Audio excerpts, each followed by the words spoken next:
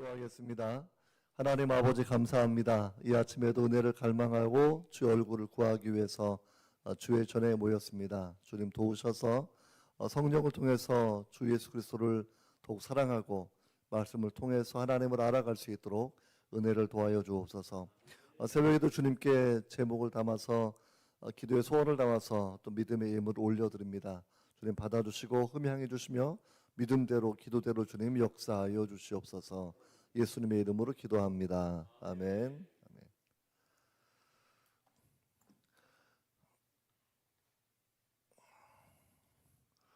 샬롬 반갑습니다. 정말 멋진 새벽 풍경이었어요. 저 포항에 살기 때문에 눈이 내리는 것을 거의 보지 못하고 살아가고 있습니다. 아침에 오면서 꼭 단풍이 날리는 것처럼 한방눈이 막 날리는데 여기 오래 사시는 분들은 힘드셨을지 모르지만 저는 되게 오늘 신나게 왔습니다. 그래서 정말 좋구나 생각하고 또 부흥의 초청을 받아서 내가 한방눈이 내리는 이 새벽에 운전을 하는 것이 너무나 믿어지지 않아서 참 행복했습니다. 정말 감사했고요. 우리가 오늘 이 아침에는 역시 기도에 대한 이야기 살펴보려고 합니다. 주님께서 우리가 기도하는 사람이 되기를 원하시는데 우리가 어떻게 기도할 것인가. 가장 중요한 기도의 모범은 주의 기도이고요. 그리고 역시 성경에만 나와 있는 선지자들의 기도, 믿음의 영웅들의 그런 기도가 있는데 특히 우리 시대에는 사도 바울의 그런 기도가 시사하는 바가 아주 크다고 생각합니다.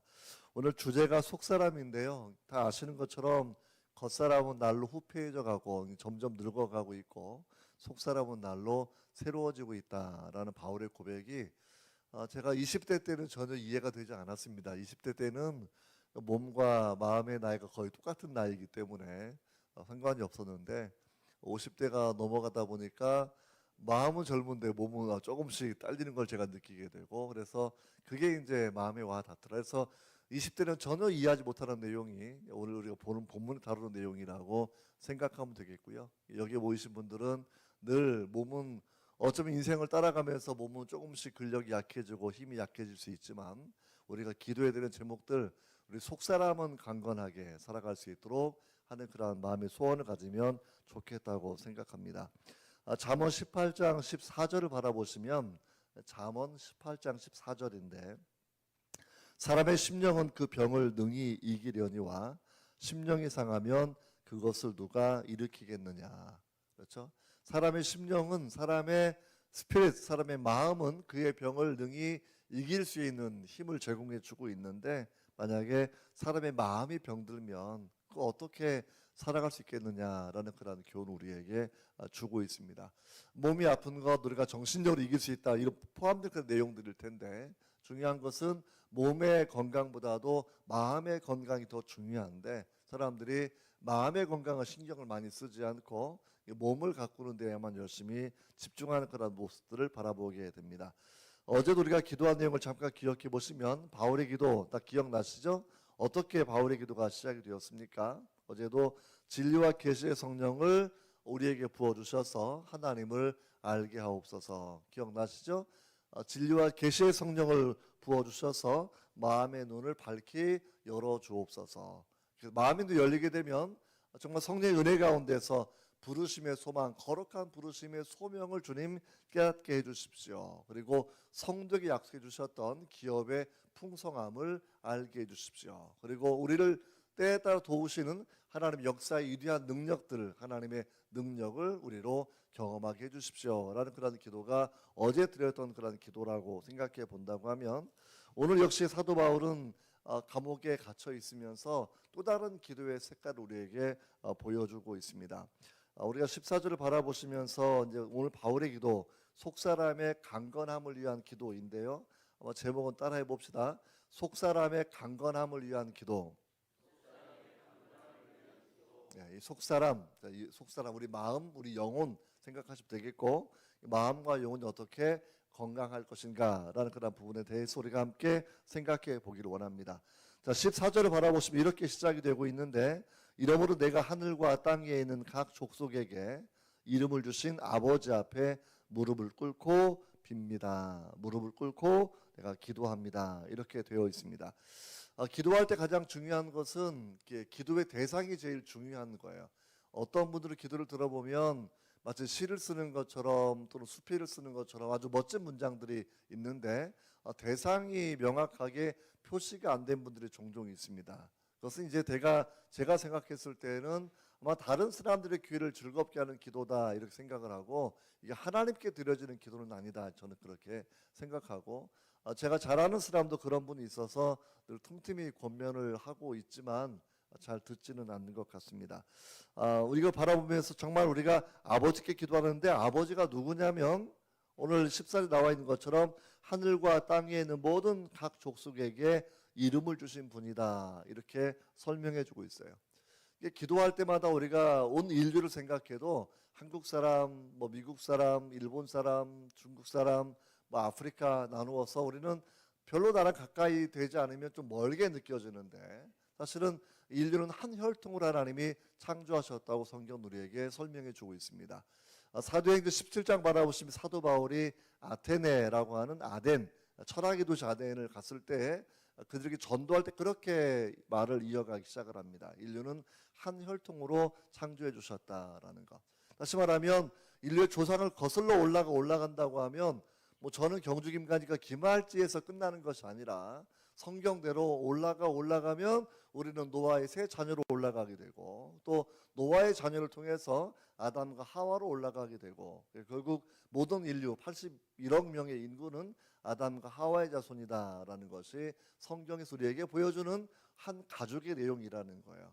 그러니까 가령 우리가 예전 얘기하면 저희 할아버님께, 제가 이제 제 아버님까지는 5대 독자로 내려오는 거예요. 그렇게 돌아가실 때마다 족보를 이렇게 손으로 전달해주고 가시거든요. 이게 손으로 쓴 세보가 있어가지고 세보.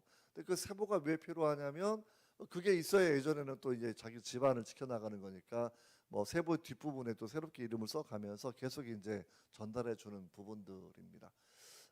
그 나중에 이제 집안 어른끼리 만나게 된 그걸 보면서 우리 일가구만, 이게 이제 한 가문이라는 것이, 한 번도 만난 적이 없었지만 족보를 펴보면서 우리 한 가문이구나, 일가구나라고 하는 그런 부분이 그냥 그때부터 깊은 어떤 유대감들을 갖게 하는 거라는 거죠. 인간의 혈통도 그러할진데 우리가 모든 81억 인구를 거슬러 올라가면 비록 여러 가지 언어가 다르고 모양은 좀 다르게 보이지만 성경에서는 아담과 하와의 자손 우리에게 똑같이 설명해 주고 있죠. 그래서 우리가 하나의 혈통이 되어 있는 것, 우리가 전혀 모르는 사람들 위해 기도하는 것이 아니라 우리의 잃어버린 형제와 자녀, 가족들을 위해서 기도하는 기도의 폭이 사실은 넓어질 수밖에 없다라고 그렇게 우리가 생각하게 됩니다. 각 족속이라는 그런 표현이 우리가 보게 되면 파트리아라는 그런 말을 쓰고 있고, 쉽게 말하면 하나의 가족이라고 그렇게 우리가 생각하시면 되겠죠. 그래서 이런 내용을 가지고서 우리가 생각해 본다고 하면 이 바울은 어떻게 기도하고 있냐면, 우리가 보통 기도가 내가 필요한 것들 구하는 기도라고 생각하지만 기도의 영역이 모든 인류를 포함하는 기도로 확장되어 가는 겁니다. 기도의 영역, 이 하나님 앞에 드려지는 그런 탄원들, 하나님의 가족으로 생각하기 때문에 모든 사람들을 위해서, 밖에 있는 크리스찬들을 위해서, 넌 크리스찬들을 위해서, 로마의 시민들을 위해서, 당시에 많았던 노예들을 위해서 바울은 이 마음을 가지고 아버지 앞에 기도를 그렇게 하기 시작한다라는 겁니다. 아비가 자식을 불쌍히 여김같이 여호와께서 자기를 경외하는 자를 불쌍히 여기신다라고 성경 우리에게 설명해 주고 있지 않습니까? 아비가 자식을 불쌍히 여기고, 여기에 있는 많은 분들은 자기 자녀를 생각하시고 자손들을 생각하시면서 늘 기도가 끊이지 않을 거라고 생각이 됩니다.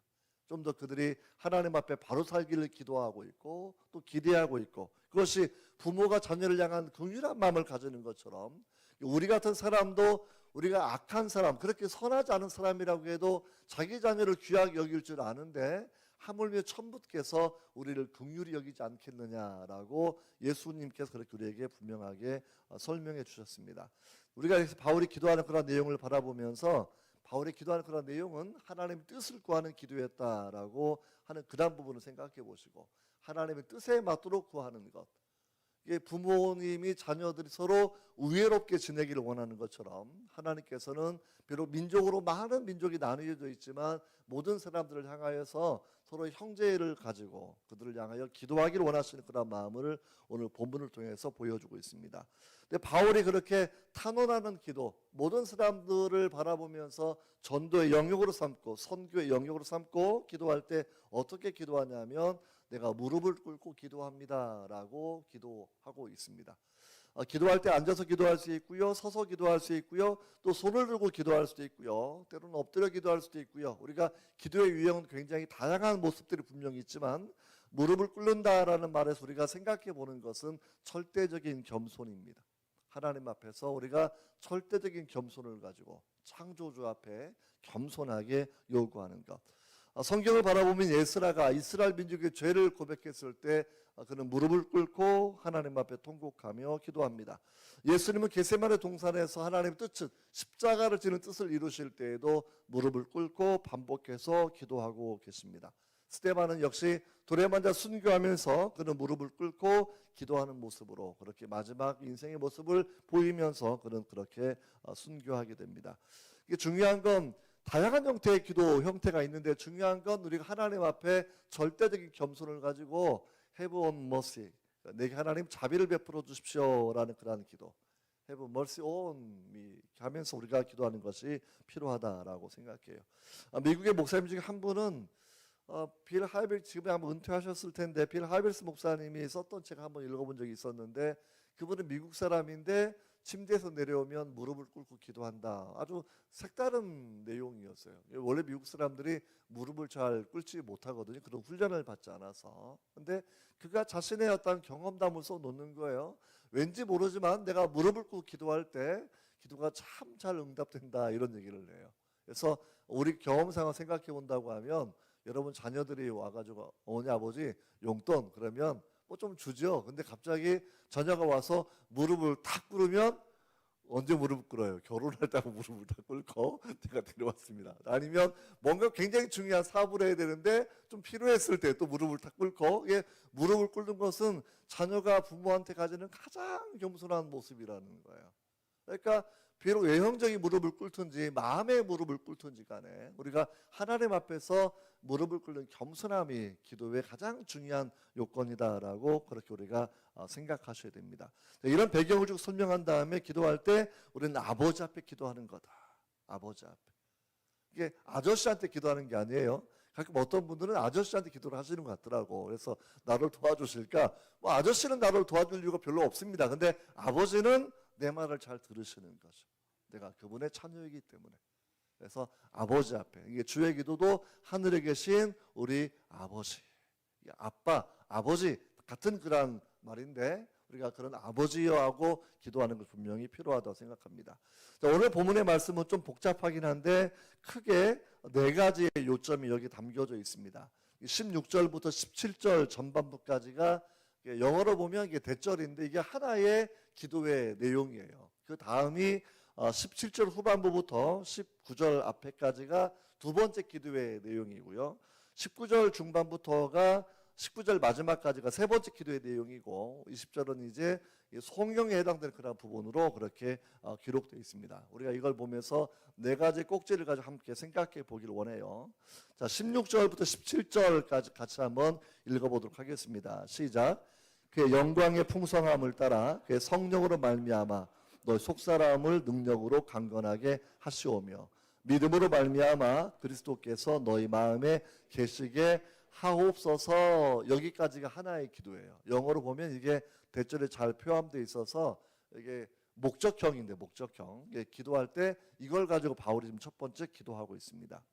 자, 이 짧은 내용이 여기에 성부, 성자, 성령이 함께 나와 있는 그런 아주 진귀한 문장입니다. 아버지 앞에 기도를 하고 있고 성령으로 말미암아 믿음으로 말미암아 그리스도께서 이런 표현을 통해서 성부 하나님 기도를 들으시고 성령을 통해서 정말 기도하는데 그리스도가 우리 마음에 계시기를 원하는 마음을 가지고 그렇게 바울이 기도를 하고 있다라는 거예요. 이걸 개인적으로 잘 정리하셔서 첫 번째 기도 유형을 잘 배우셔야 됩니다. 그래서 정말 하나님의 영광의 풍성함을 따라 그리고 성령으로 말미암아 우리 속사람을 하나님 강건하게 해주십시오 라고 하는 그런 기도. 그러면서 두 번째 파트가 한 기도인데 믿음으로 말미암아 그리스도 예수께서 내 마음에 거주하시옵소서라는 그런 기도가 하나의 기도의 유형이라는 거죠.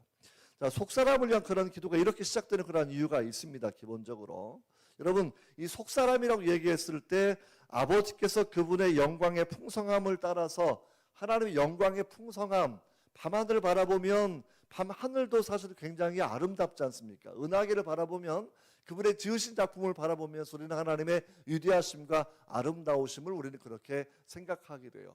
봄도 아름답고 겨울도 아름답고 가을도 아름답고 여름도 아름답고 때를 따라 아름답게 하셨는데, 자연의 아름다움이 있지만 자연의 아름다움은 봄의 아름다움은 봄 지나면 끝이고, 여름의 아름다움 여름 지나면 멈추고, 겨울의 아름다움도 겨울이 지나면 또 사라지고, 그래서 자연 자체는 아름다움 그 자체를 소유하고 있지는 않아요. 그냥 보여주는 것이죠. 가장 아름다움의 근원은 하나님이시고 우리가 하나님을 바라보는 것이 분명히 필요하다고 생각이 됩니다.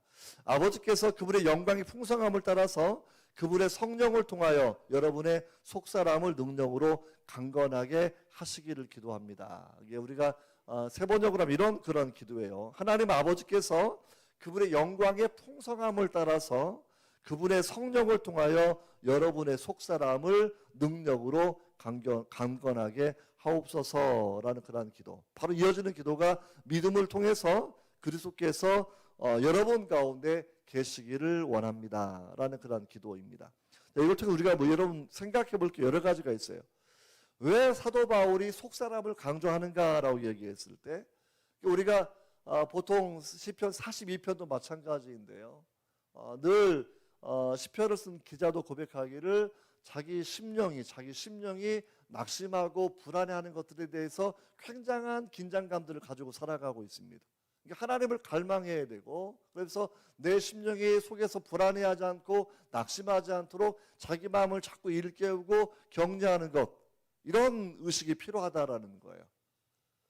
우리 아침에 일어나면 거울을 보고 화장도 하고 또 이제 화장품도 바르고 이렇게 자기를 가꾸고 있는데, 몸을 가꾸는 것보다 더 우리가 관심을 기울여야 되는 것이 자신의 마음을 관리하는 것이다, 자신의 영혼을 관리하는 것이다 라고 하는 그 부분을 우리가 분명히 기억하셔야 됩니다. 고린도후서 4장 16절 말씀에 겉사람, 우리의 육체는 날로 후패하지만 우리의 속은 날로 새롭도다, 속사람은 날로 새로워져야 된다, 이렇게 우리에게 말씀을 그렇게 해주고 있습니다. 그래서 겉사람은 육체적 본능을 가지고 먹고 마시고 쉬고 자고 하는 것에 관심을 가지는 거지만, 우리 속사람은 하나님을 즐거워하고 하나님의 법을 즐거워한다라는 거예요. 이게 육체로 사는 사람은 다 저도 육체로 살아요. 육체로 사는 것이 그 자체가 다 죄는 아니에요. 왜 그렇게 육체로 하나님이 만들어 주셨으니까 잘 먹고 잘 쉬고 운동하고 자기 몸을 잘 관리하는 것도 하나님의 뜻이에요. 육체를 잘 관리하셔야 돼요. 잘 드셔야 되고 잘 쉬셔야 되고. 근데 더 중요한 것이 내 속사람은 기능이 좀 달라요. 펑션이, 기능이. 그러니까 로마서 7장 22절을 바라보면 내 속사람으로는 하나님의 법을 즐거워한다라고 되어 있습니다. 하나님의 법, 성경의 말씀, 하나님의 계시의 말씀에 대해서 내 속사람은 즐거워하고 그 말씀을 너무나 기다리는 거예요. 송이꿀보다 달달하고 고백했던 것이 다윗의 그런 고백이란, 다윗의 고백. 하나님 말씀 대할 때마다 수면제가 아니라 꿀 떨어지는 것처럼 하나님 말씀을 읽고 이 말씀을 사모하는 것.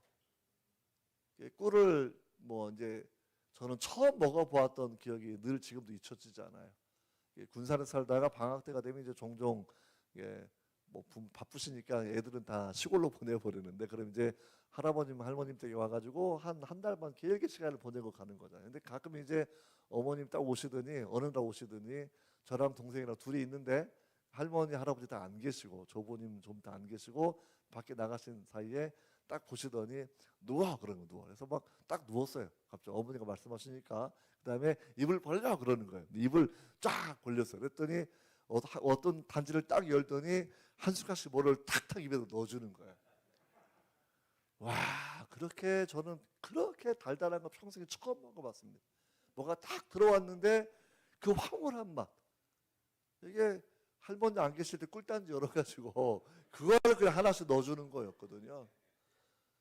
그 꿀맛이 뭔지 제가 그때 처음으로 알았는데, 처음으로 다윗은 내가 송이꿀을 먹는 것보다 하나님 말씀 읽는 것이, 하나님 말씀을 듣는 것이 더 달고 내가 더 사모한다, 그렇게 말씀을 하고 있다라는 거예요. 할렐루야. 꿀만 먹어도 눈도 밝아져요. 근데 하나님 말씀을 읽게 되면 얼마나 마음의 눈이 밝아지겠습니까? 하나님 말씀이 이런 말씀이에요. 하나님의 법을 즐거워하는 것이 속사람의 펑션입니다. 육체는 먹고 쉬고 하는 것, 이걸 잘해야 우리가 인생을 살아갈 수가 있고, 내가 두 발로 설 수 있을 때까지가 인생이다. 누가 이렇게 얘기를 하시더라고. 아니, 제 어머님이. 그래서 저한테도 맨날 계단 올라갈 때마다 엘리베이터 타지 말아야 된다. 아주 굉장히 저한테 훈수를 많이 두시는데, 무조건 계단 타고 걸어 올라가야 된다, 맨날 얘기하시고. 근데 사실 너무 바쁘니까 잘 듣지 않고 있는데, 가끔 생각해 보면 저도 이제 근력이 좀 빠지는 느낌이 조금씩 들어가지고 이제 열심히 운동을 또 열심히 그렇게 하려고 합니다. 정말 이 속사람이라는 그 표현을 바라보면서 내 영혼을 관리하는 것, 내 영혼아 낙심하지 않도록 자기 영혼에게 말하는 것, 내 마음에게 말하는 것, 이게 정말 필요한 내용이거든요. 이게 혈루증 여인도 마찬가지인데, 내가 그분의 옷자락에 손만 대어도 내가 나음을 입을 거야, 계속 그렇게 자기 자신의 마음에게 그렇게 계속 되뇌었다라는 거예요. 내가 그분의 옷자락만 만지기만 하면 내가 병을 나을 거야. 내 영혼아, 내 마음아, 아직은 낙심하지 마. 병이 중하여지고 돈은 다 써서 없어지고 있지만, 내가 그분을 만나기만 하면, 옷자락을 붙잡고 내가 낫게 될 거야 라고 자꾸 이야기하는 겁니다. 그런 마음을 관리하는 것은 하나님의 말씀을 통해서 내 마음이, 내 영혼이 하나님을 바라보도록 하는 과정들이에요.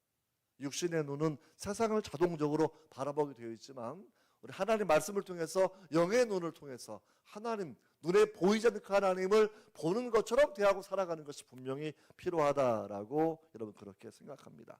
여러분, 속사람이 강해지면 어떤 일이 발생하느냐 하게 되면 두려움이 없이 여러분 용감해져요. 그리고 예수님의 증인의 삶을 살아가고 제자의 삶을 살아가게 됩니다. 내가 가야 될 본향이 있는 것도 분명히 알게 돼요. 이 땅이 다가 아니라 내가 언젠가는 주의 나라에 가야 되는 거 우리가 알고 살아간다라는 거죠. 내 인생을 살면서 중요한 것은 나 홀로 살아가는 것이 아니라 내가 주의 손을 붙잡고 살아가는 것이다라는 것을 늘 알고 살아가는 겁니다. 그러니까 우리 성결교단의 이성국 목사님이 꼭 오른손을 이렇게 주먹 쥐고 다니셨다고 얘기하는데, 왜 이렇게 목사님 주먹 쥐고 다니세요? 그러면 아니야, 나 이거 예수님 손잡고 다니는 거야 라고 얘기해요. 자꾸 자기를 의식화하는 과정이 필요하거든요. 한번 손 잡아보세요. 그렇죠? 예수님이 내 손을 잡고 계시다, 느낌을 좀 가져보세요. 예수님께서 내 손을 잡고 계신다, 그 느낌. 기도하실 때도 그냥 허공을 향하여 기도하시는 것보다도 내 앞에 주님이 계신다라고 생각하고 기도하셔야 되는 거예요. 예수님 내 앞에 계신다 생각하고. 왜? 그분 말씀에 세상 끝날까지 내가 너희와 항상 함께한다고 말씀을 해주셨고, 우리가 주의 이름으로 기도할 때 기도가 땅에 떨어지지 아니하고 들으신다고 말씀해 주셨기 때문에 하나님을 임재를 형상화하면서 자꾸 마음이 훈련하는 그런 과정들이 필요하다고 생각합니다. 여러분, 마음이 약해지면 결국 우리가 우유부단해지고 죄의 유혹에 빠지게 되고 사실은 넘어질 수밖에 없는 것이지 않겠습니까? 이게 속사람으로는 구원을 기뻐하는 거예요. 속사람은 하나님의 율법을 즐거워하는 거예요. 속사람은 죄에 대해서는 아주 굉장한 긴장감과 경계심을 가지고 살아갑니다. 근데 진짜 신앙이 아닌 사람은 구원을 갈망한다고 말하지만 죄의 무서운 파괴력에 대해서 긴장하지 않아요. 이건 에드워즈 목사님 얘기입니다. 그분이 내가 진짜 신앙인가 가짜 신앙이 얘기했을 때 하나님을 사랑하고 하나님을 열망하는데 죄를 내가 너무나 싫어해야 돼요. 그런데 일반적으로 가짜 신앙을 가진 사람들은 하나님을 열망한다고 생각합니다. 근데 죄도 함께 열망합니다. 이게 문제가 되는 겁니다. 그래서 하나님을 사랑하는 자여 너희는 악을 떠날지어다, 여호와를 경외하는 자여 너희는 악을 떠날지어다, 이게 시소예요, 시소. 그러니까 하나님 사랑하는 마음이 있으면 죄는 쭉 내려가는 건데, 이게 죄를 한 번도 안 짓는다는 게 아니에요. 하지만 죄가 나를 지배하는 파워는 되지 못합니다. 내가 순간 넘어질지라도 바로 회개하고 주님께 통회하고 나가는 그런 과정이 있다라고 여러분 그렇게 생각하시면 되겠죠. 여러분 이런 우리가 마음을 돌아보면서 주님 하셨던 말씀이 이게 성령을 통하여 우리의 속사람의 능력을 강건하게 하옵소서. 속사람이 거듭나는 것도 성령이 하시는 거고 속사람을 힘있게 하시는 것도 하나님의 성령이 하시는 거. 그러니까 성령을 간구하고 성령의 충만을 부르는 그런 기도가 필요하고요. 성령이 하시는 그런 일들을 그 다음 달락에 설명하고 있는데 성령이 오시면 믿음으로 말미암아 예수께서 그리스도께서 우리 마음에 계시게 하옵소서라는 기도로 이어지게 되는 거죠. 이 계신다는 그런 말이 거주한다. 이 카토이 케오라는 그런 단어인데요. 영구적인 거주를 이야기하는 겁니다. 24시간 가령 우리가 이제 우리가 여러분 가정에 이제 집이라고 생각을 해보세요. 거실에 있어요. 그러면 예수님이 24시간 중에 10분만 방문하는 방문자가 아닙니다. 나와 함께 살아가는 분이라는 거예요. 나와 함께 영원한 거주자. 우리 마음의 방이 내 마음의 방이 있고 그렇죠. 내 마음의 방 가운데서 이게 옛날 방은 보면 가끔 벽장 아세요? 벽장 옛날 보면 이제 아궁이 위에 벽장 만들어 놓고 있었는데 벽장에 사실은 우리 조부님 댁에 꿀 항아리도 벽장이 있던 거예요. 벽장이 있던 거. 그래서 이제 그 사건이 있은 이후에는 할머니 나가고 할아버지 나가고 우리 어머니가 나가면 동생하고 나는 서로 엎드린 다음에 한 명 올라가 가지고 그 꿀단지 이제 그 먹기 시작을 하는 거예요. 왜? 그거를 포기할 수가 없어요. 얼마나 맛있는지. 눈도 밝아지고 입에 달달한 게 그 인생을 살만한 맛이 막 나고 이래가지고요. 그 정말 이 송이꿀보다 단 이 토종꿀 이거는 결코 포기할 수가 없는 그런 부분이 아니었겠습니까? 세상 꿀도 그렇게 먹고 싶은 거고요. 고기도 먹어본 사람은 고기를 또 먹고 싶어하는 거고요. 하나님 말씀을 우리가 이렇게 대한다고 하는 것인데 중요한 건 성령이 오시게 되면 믿음이 격도 작동하게 되고 믿음으로 말미암아 그리스도께서 내 안에 영원한 거주자로 우리가 초대하고 그분을 모시고 살아간다라는 겁니다. 주님을 의식하고 주님과 연합하여 우리가 살아가는 그런 모습 우리에게 여러분 보여주고 있는 거예요. 여러분 정말 어떤 다른 교회 성도를 바라보면 예수님은 잠깐 초인종 누르고 가는 교회도 되게 많아요. 초인종 누르고 있었냐? 그러고 가시는 분도 있는데 영원한 거주자가 원래 하나님의 뜻이에요. 우리 마음의 성전에 주님이 오셔서 떠나지 않고 마음의 보좌에 그분이 함께 앉아 계시는 것. 마음의 보좌에 주님이 앉아 계시고 우리가 주님을 모시고 우리가 살아가는 것이 우리가 해야 되는 그런 내용이라고 여러분 생각하시면 될 것 같습니다. 정말 세상 사람들은 자신의 육체를 많이 관리합니다. 베드로전서 3장 3절로 4절을 바라보시면 베드로 사도가 그 부분을 잘 이야기하고 있어요. 베드로전서 3장 3절로 4절인데 너희 단장은 머리를 꾸미고 앞에 나와 있네요. 너희 단장은 머리를 꾸미고 금을 차고 그러니까 당시도 부유한 사람 부유하게 잘 살아가고 있어요. 머리도 꾸미고 금도 차고 아름다운 옷을 입는 외모로 하지 말고 그렇죠? 그 다음에 오직 마음에 숨은 사람을 온유하고 안정한 심령에 썩지 아니할 것으로 하라. 이는 하나님 앞에서 값진 것이다. 그러니까 내가 몸을 치장하고 머리를 만지고 반지를 끼고 저도 아침에는 또 반지 끼고 나 반지도 끼고 시계는 안 찼네요. 뭐 시계도 차 이렇게 해서 저희 관리하고 나오는 건데 베드로를 통해 주셨던 그런 교훈의 이야기는 오직 마음에 숨어 있는 이 속사람, 마음에 있는 이 속사람을 우리가 관리해야 된다. 온유함으로 그렇죠. 안정한 심령에 썩지 아니할 것으로 해야 된다. 이것이 하나님 앞에서 값진 행동이다. 우리에게 이렇게 여러분 말씀해 주고 있습니다. 여러분 이걸 기억하시면서 이렇게 마음을 관리하는 게 필요하구나라고 그렇게 생각을 하셔야 되겠고요. 성령이 아니고서는 믿음이 작동하지 않고 성령이 아니고서는 우리가 그리스도를 마음에 모실 수가 없다라고 생각하시면서 늘 성령의 도우심, 보혜사, 우리 인도하시는 성령의 도우심을 간구하고 우리가 그렇게 사시는 여러분들 되시기를 바랍니다. 이게 첫 번째 기도예요. 첫 번째. 한번 기도한 내용 다시 한번 정리해 봅시다. 16절, 17을 이어가지고 말씀을 좀 만들어 보세요. 성경 읽어가면서 하나님 아버지 영광의 풍성함을 따라 성령으로 말미암아 우리 속사람을 능력으로 강건하게 하옵소서. 믿음으로 말미암아 그리스도께서 내 마음에 보좌에 앉아 좌정하시고 나와 함께 오늘도 사시옵소서라는 그런 기도가 첫 번째 기도의 내용이라고 치면, 두 번째는 사랑에 대한 그런 부분이에요. 너희가 사랑 가운데 뿌리가 박히고 토가 굳어져서 이게 사랑으로 사랑의 뿌리를 박아야 된다, 그런 이야기를 하고 있습니다. 우리가 뿌리를 내리는데, 나무가 뿌리를 내리면 물을 찾아서 뿌리를 내리는 거잖아요. 그러면 성도의 신앙이 성장하려고 하면, 우리 기도가 깊어지려고 하면 어떻게 되는 거냐라고 해서 우리가 뿌리를 내리는데 그리스도의 사랑에 뿌리를 박아야 된다, 이런 얘기하고, 그리스도 사랑이 나의 삶의 그라운드, 토대가 되어야 된다, 그런 표현이에요. 18절을 바라보시면 같은 기도가 이어지는 건데, 능히 모든 성도와 함께 지식에 넘치는, 우리 지식을 썰프해서 초월하는 그리스도의 사랑을 알게 하옵소서. 요점이 이거예요. 그리스도의 사랑에 뿌리를 내리게 하옵소서. 그리스도의 사랑을 내 토대로 삼게 하옵소서. 그리스도의 사랑을 더 알게 하옵소서. 왜 우리가 두려워합니까? 주의 사랑을 망각할 때가 두려운 거예요. 왜 우리가 원수를 용서하지 못하는 것입니까? 내가 주의 사랑을 뿌리를 박지 못했기 때문에 내가 용서를 못하는 것이죠.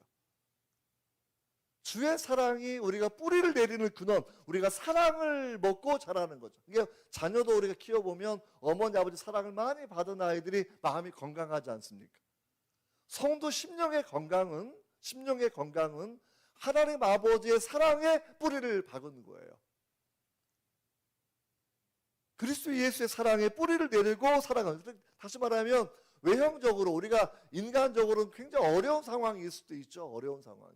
하지만 그게 아니라 전혀 관계없고 나를 거듭나게 하고 나를 창조시킨 하나님, 그 하나님이 나를 죄인 되어서 나를 사랑해 주셨고, 예수께서 나를 위해서 십자가에 죽으셨는데 내가 얼마나 대단한 사람이었는지, 주님께서 죽음으로 나를 살리셨다고 하면, 그 사랑의 뿌리를 내리면 많은 사람들의 마음이 병드는 이유는 이 자존감이 무너지는 것, 그렇죠? 열등감을 갖게 되는 것, 낮은 자존감, 자신을 막 비하하고 너 왜 태어났어? 이런 자꾸 비하감이 들어오는 거, 이건 마귀의 소리이지 성도가 들어야 되는 그런 소리는 결코 아닙니다. 여러분, 주의 사랑을 알게 되면 우리 자존감은 아주 더 높아집니다. 내가 주의 사랑을 받는 사람이구나 라고 생각하고 여러분 그렇게 살아가게 되는 거죠. 우리가 주의 사랑에 뿌리를 받고 주의 사랑을 그라운드, 토대를 삼고 살아가야 된다. 이게 인생을 잘 사는 방법이거든요. 그러니까 주께서 탕감의 원리를 설명해 주실 때에도 1만 달란트 탕감받은 신앙 이야기를 하고 있지 않습니까? 자기에게 빚졌던 100데나리온, 그러니까 하루 일당씩 계산해서 100일간의 일당을 빚진 자기 친구, 동료들의 가족을 전부 다 빚을 받겠다고 그냥 감옥에 가둬놓고 이런 악행을 저질렀던 게 있었는데, 그 비유를 통해 뭘 말씀하는 거죠? 내가 만약 1만 달란트의 빚을 탕감받은 그 은혜를 내가 알고 있다고 하면 100데나리온의 빚을 진 친구를 용서하는 마음을 내가 가져야 된다라는 거죠. 우리가 이 부분에 기본적으로 내가 하나님의 그 무궁한 사랑에 내가 뿌리를 내리고 살아간다고 하면, 여러분 이것이 우리가 정말로 용서를 베풀 수 있고, 어떤 무엇을 용서할 수 있고, 가령 우리 한동대학교 오면 기숙사 가운데 이름 하나가 손양원 RC가 손양원 목사님, 사랑의 원자탄 이렇게 표현하는 분이잖아요. 자기 아들을 죽인 공산주의자를 자기 양아들로 삼았던 사람이에요. 이게 사실은 말도 안 되는 내용이지 않습니까? 그런데 그것도 주의 사랑에 비하면 사실은 세 발의 피죠. 사실은 우리가 생각할 때 얼마나 귀한 사랑이고 크리스찬의 대표적인 사랑으로 알고 있지만, 우리 같은 죄인을 사랑하셔서 거룩한 독생자를 주셨던 하나님 아버지 그 사랑에 비한다고 하면, 그리고 우리에게 하나님 예수님께 약속하셨던 모든 천국의 상속을 함께 받도록 약속해 주셨다고 하면 얼마나 여러분 대단한 사랑이 여기에 있는 것이겠습니까? 달라스 월러드라고 이제 돌아가신 지 몇 년 됐는데, 그분이 현대 기독교의 문제점을 뭐라고 설명했냐면 영적인 무기력함이라고 영적인 무기력함은 뭐냐면 실제 변화가 하나도 없다라는 거예요. 무기력하니까 활동할 여력도 없고, 그렇죠? 어떤 변화도 일어나지 않는 것, 마치 복음의 능력이 없는 것처럼, 성경의 능력이 없는 것처럼 살아가는 것. 이걸 불쌍한 죄인 기독교 이렇게 말했던 그런 부분이 있습니다. 무기력한 삶, 무너지는 삶, 죄를 짓는 그런 삶, 이런 삶을 합리화하고 영적인 성숙을 갈망하지 않는 것. 이것이 현대 기독교의 문제라는 거예요.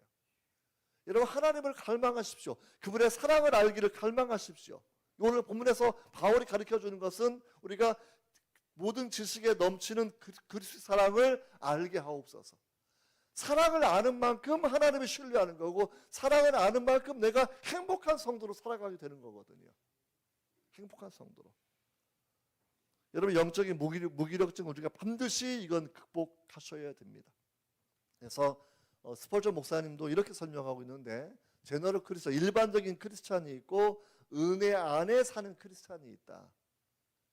여러분, 은혜 안에 사셔야 돼요. 은혜로 내가 구원받은 것. 내가 죄인이었는데 은혜를 구원받았구나라는 그런 부분을 가지고 우리가 여러분 정말 자랑하고 살아가는 것이 분명히 필요하다고 생각이 됩니다. 여러분, 그 다음에 이제 바로 이어지는 이게 사랑이 3단계인데, 첫 번째 사랑의 뿌리를 내려라, 주의 사랑에. 두 번째는 지식을 넘어서는 주의 사랑을 더 알아야 된다라는 것. 세 번째는 뭐냐면 그 사랑이 넓이와 깊이와 높이와 깊이가 어떠한지 깨달아야 된다라는 거예요. 주의 사랑을 아는 것이 우리 인생의 숙제입니다. 인생의 숙제. 주의 사랑을 온전히 알게 하여 주옵소서라는 그런 기도로 이어지는 내용이 여기에 포함되어 있는 것이죠. 그래서 이 마틴 로이드 존스 목사님, 청기도 설교가이고, 정말 저는 그분의 예배소서 설교지, 로마 설교지 제가 다 가지고 있는데 다 본 건 아니는데 틈틈이 보긴 보는데 정말 대단한 하나님의 설교가입니다.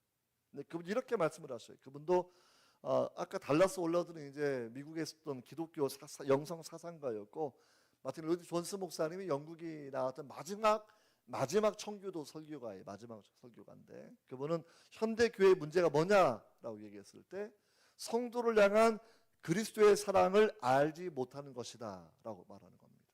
나를 향한 그리스도의 사랑이 얼마나 큰지를 알지 못하는 거예요. 주의 사랑이 얼마나 높고 얼마나 넓고 얼마나 깊고, 그거를 네 가지로 설명을 여러분 그렇게 해주고 있지 않습니까? 여러분, 이걸 분명히 아셔야 돼요. 그래서 바울이 설명하는 것처럼 이제 내가 육체 가운데 사는 것은 나를 사랑하사 나를 위하여 자기 몸을 버리신 하나님의 아들을 믿는 믿음 안에서 내가 살아가는 것이다 라는 것. 고린도후서 5장 14절에 말씀하시기를, 저가 모든 사람을 대신하여 죽으심은 산자들로 하여금 다시는 저희 자신을 위하여 살지 않고 오직 저희를 대신하여 죽었다가 다시 사신 주를 위해 살게 하려는 것이다 라고 이렇게 우리에게 여러분 설명해 주고 있습니다. 여러분, 이걸 바라보시면서 우리가 정말로 하나님 앞에서 이 부분까지 열심히 우리가 기도하셔야 돼요. 에베소서 5장 2절 말씀 바라보고, 5장 2절, 에베소서 5장 2절 말씀 띄워주시면 같이 읽어보도록 하겠습니다. 시작. 그리스도께서 너희를 사랑하신 것 같이 너희도 사랑 가운데 생하라. 그는 우리를 위하여 자신을 버리사 향기로운 제물과 희생 제물로 하나님께 드리셨느니라. 그렇죠? 우리를 사랑하신 것처럼 이 사랑을 구체적으로 눈에 보일 수 있도록 넓이, 길이, 깊이, 높이 이렇게 설명을 해주고 있는데, 얼마나 넓은지 모든 사람을 넉넉히 품을 수 있는 그런 사랑이라는 거예요. 예전에도 어느 교회 부흥회를 간 적이 한 번 있었는데, 논산 지역에. 근데 그 어떤 성도님이 자꾸 하나님은 나만 사랑해야 된다 자꾸 이렇게 말씀을 하셔가지고 그 한참 교정해주는 애를 많이 먹었습니다. 마치 부모님이 둘째 아이를 낳으면 첫째 아이가 사랑이 소외되는 느낌 가져가지고 얘가 약간 삐딱하기 쉬운데, 왜? 사랑이 제한된다고 생각하기 때문인데, 하나님은 81억 명 전체 인구를 사랑하는데 넉넉한 사랑이라는 거예요. 끝없는 사랑이라는 겁니다. 그 사랑이 모든 사람을 품을 수 있는 넉넉한 그 사랑, 국경도 초월하고 빈부격차도 초월하고 남녀노소 초월하고 하나님은 모든 사람을 사랑하시는 것. 요한계시록 5장을 바라보면 이렇게 되어 있는데, 일찍 죽임을 당하사 각 족속과 방언과 백성과 나라 가운데서 사람들을 피로 사서 하나님께 드리시고 저희로 우리 하나님 안에서 나라와 제사장을 삼으셨으니 저희가 땅에서 왕노로 탈 것이다. 이렇게 우리에게 말씀해 주고 있습니다. 여러분, 길이가 영원하다라고 우리 말씀해 주죠. 주님 우리를 사랑하시는데 단순하게 몇 년만 살아가는 것이 아니라 영원토록 우리를 사랑으로 품어주시는 것. 주의 사랑이 영원한 세계로 이어지는 것을 우리에게 여러분 설명해 주는 것이죠. 예레미야 31장 3절을 바라보면 그 사랑을 예레미야 이렇게 고백합니다. 내가 무궁한 사랑으로 너를 사랑하는 거로 인자함으로 너를 인도하였다. 그 끝없는 무궁한 사랑으로 내가 너를 사랑하였다. 이게 하나님이 우리를 향해 주셨던 그런 메시지예요. 내가 무궁한 사랑으로 너를 사랑하였는 거로 인자함으로 너를 내가 지금 인도하고 있다라는 그런 부분들. 여러분, 하나님의 사랑은 내가 잘할 때만 살아가는 게 아니라 선택한 하나님의 자녀가 때로 자빠지고 넘어졌을 때에도 똑같이 사랑해 주시는 거예요. 변하지 않습니다. 변하지 않아요. 제가 한국에서 학교를 여러 번 다녀서 서울신대 졸업하고 또 연대에서 학위를 3번 공부하고 그다음 미국에 가서 학교를 3번을 또 다녔어요. 그러니까 이제 예전에 지금 총신대 총장이신 박성규 목사님이 있는 부전교회 세미나를 4차례 갔었는데 인터뷰를 하더라고요.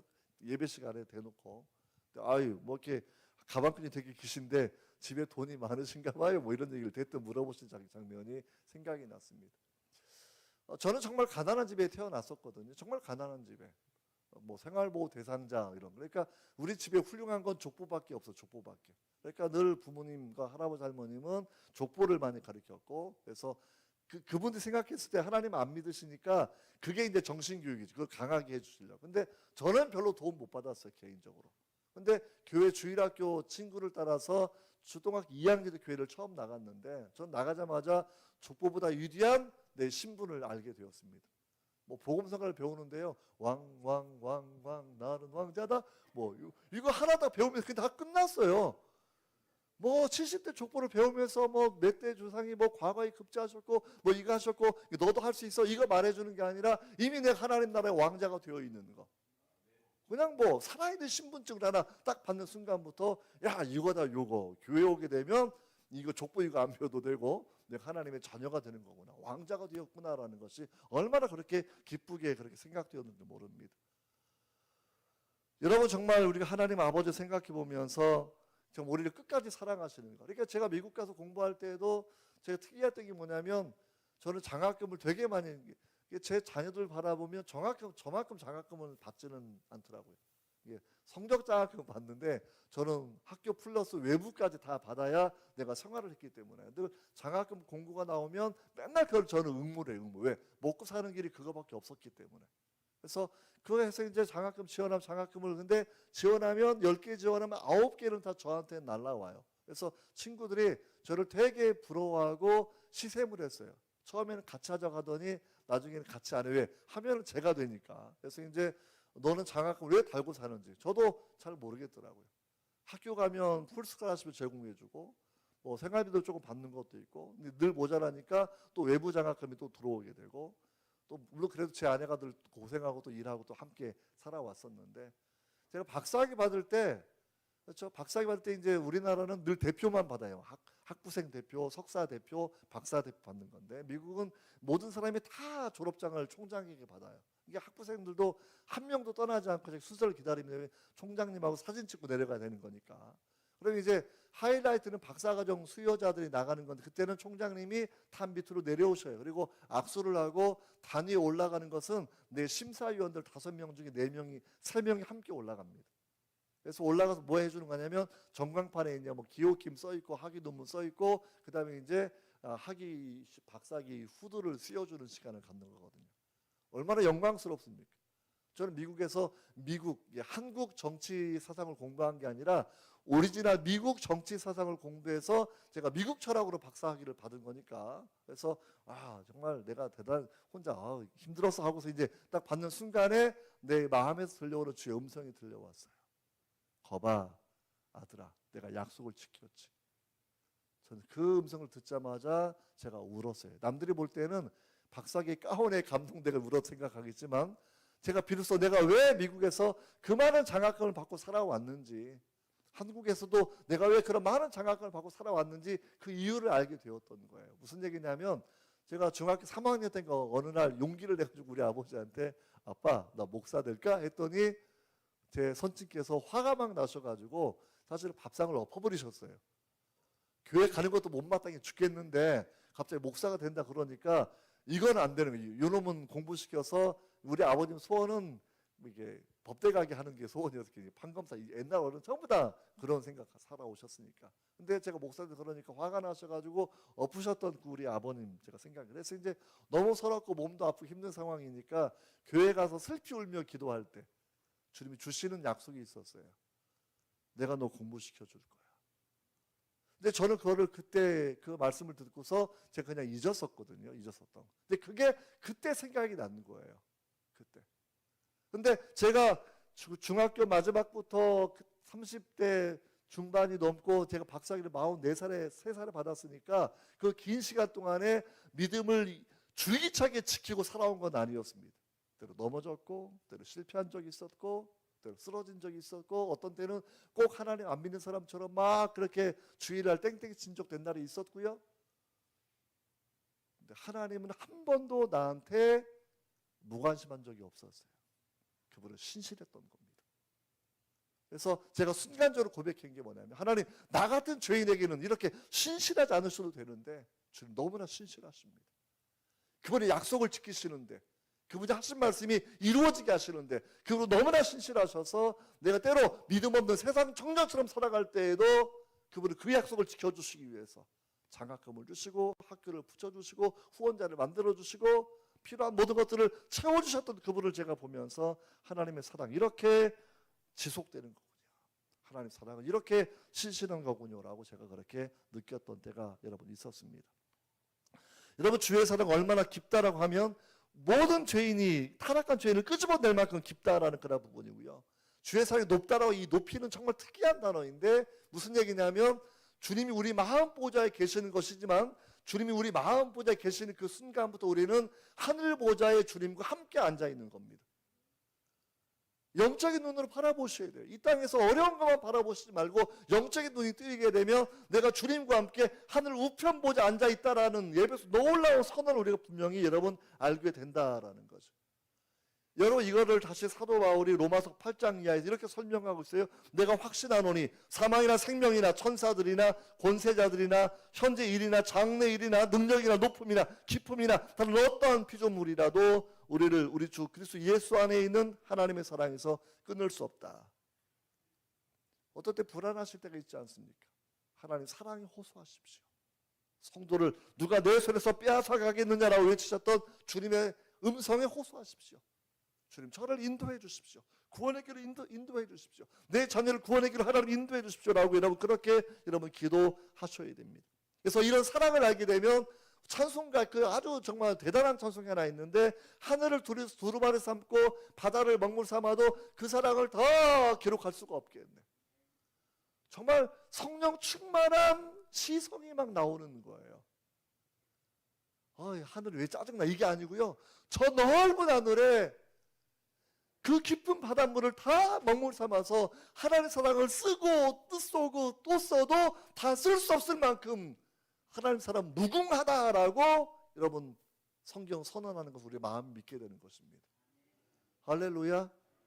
정말 이 사랑을 우리가 아는 것이 인생의 목적이에요.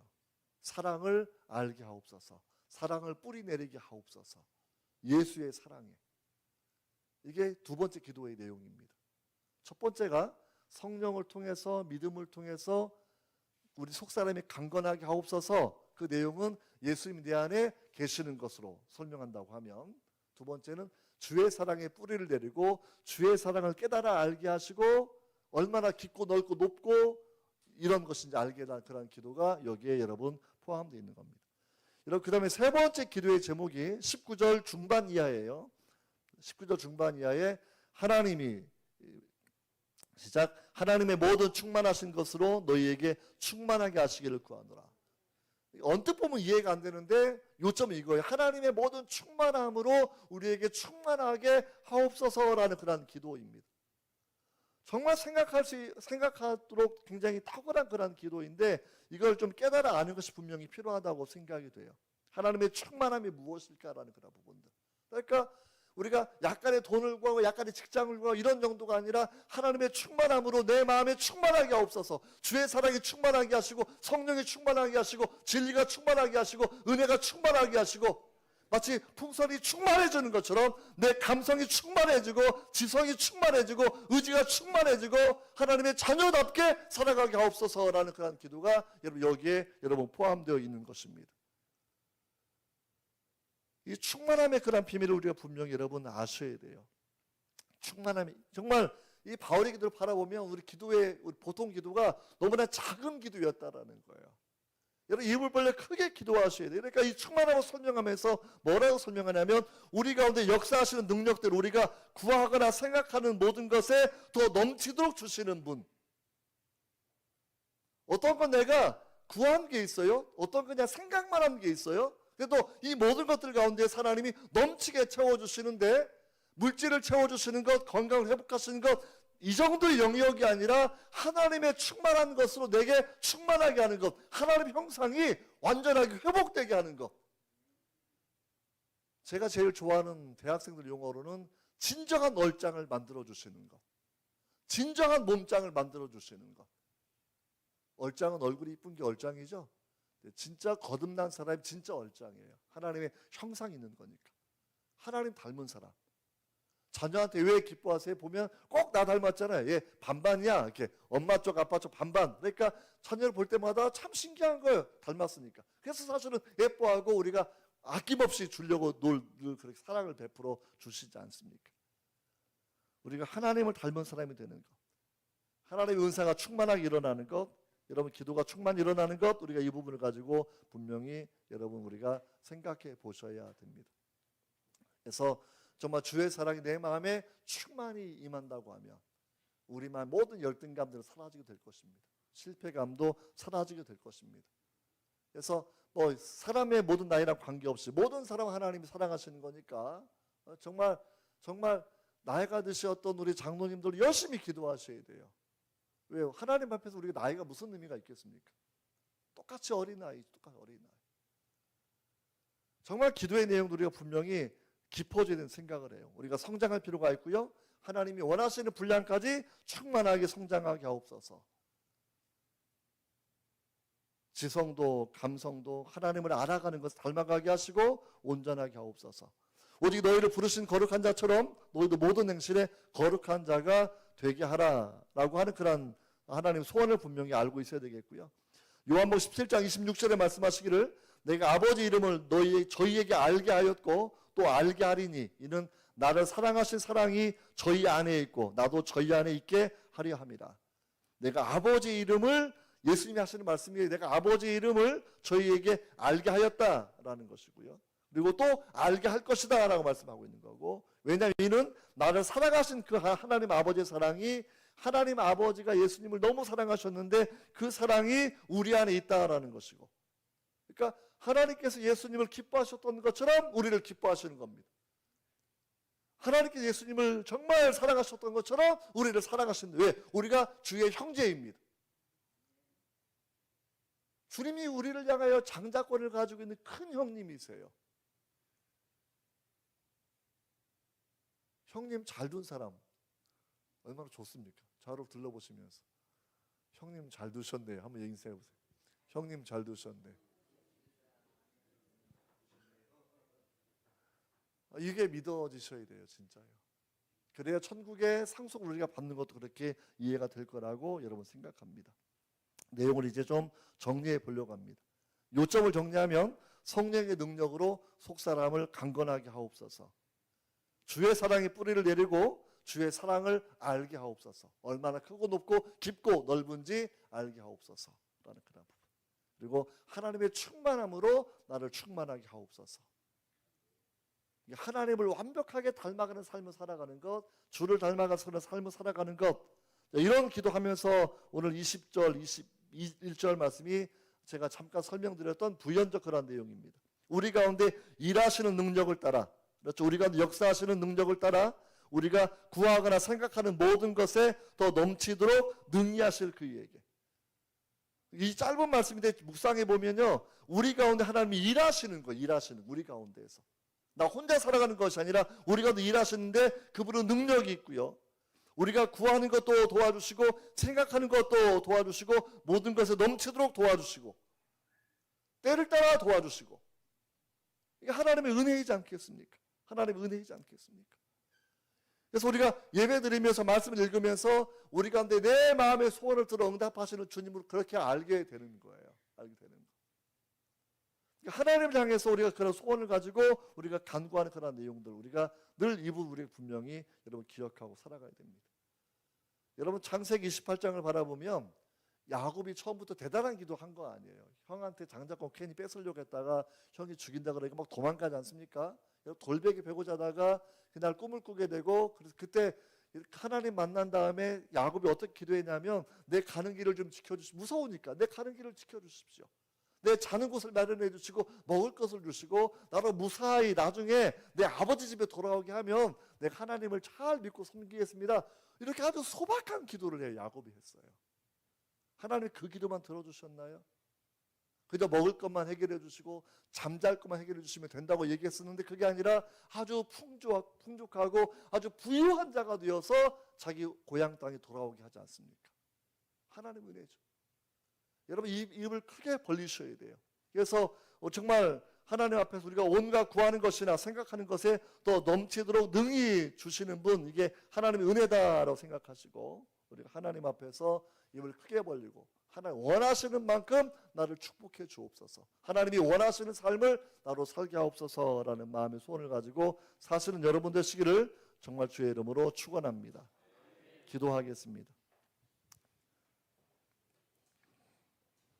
하늘과 땅의 모든 각 족속에게 이름을 주신 하나님 아버지 이 시간 무릎을 꿇고 기도합니다. 하나님 아버지 영광을 따라서 성령으로 말미암아 우리 속사람을 강건하게 하옵소서. 믿음으로 말미암아 그리스도께서 우리 마음의 왕옥좌에 앉아 계시옵소서. 하나님 아버지 주의 사랑 가운데 뿌리를 내리고 터가 굳어져서 너희 모든 성도와 함께 지식을 넘어서는 주의 사랑을 알게 하옵소서. 주의 사랑의 넓이와 깊이와 높이와 길이가 어떠한 것인지를 깨달아 알게 하여 주옵소서. 하나님 아버지, 하나님 모두 충만하신 것으로 우리에게 충만하게 하옵소서. 하나님 바울의 기도를 저희가 이렇게 배웠습니다. 주님 감옥에 갇혀 있지만 그는 하나님의 충만하심으로 충만해진 성도를 꿈꾸며 그렇게 기도합니다. 오 하나님 이 기도가 우리를 위한 기도가 되게 하시고 우리 자녀를 위한 기도가 되게 하시고 사랑의 동산교회 모두 성도를 향한 기도가 될 수 있도록 하나님 역사하여 주셔서 오 하나님 무릎을 꿇고 간절히 간구하오니 영광의 풍성함을 따라서 성령을 부어주시고 속사람을 성령으로 강건하게 하여 주시옵소서. 주 예수 우리 마음에 보좌에 앉아 계시고 좌정하셔서 떠나지 마시고 영원토록 우리를 통치하시고 인도하여 주시옵소서. 주의 사랑을 깨달아 알게 하시고 의심하지 않게 하시며 그 사랑 받은 자로 살게 하여 주시옵소서. 하나님의 충만하신 것으로 충만하게 하여 주옵소서. 예수님의 이름으로 기도하옵나이다. 아멘.